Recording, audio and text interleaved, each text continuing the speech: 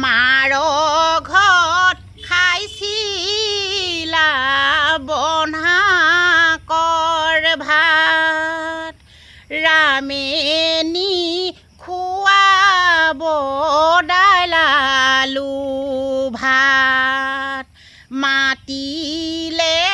নোপোৱা মৰমৰ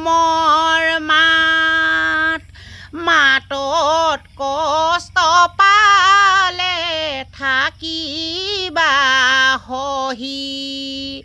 খোৱাত কষ্ট পালে ঘৰলৈ লিখিবা চিঠি সেই কষ্ট পাই বাইদেউ ঘৰখন ভাঙিবা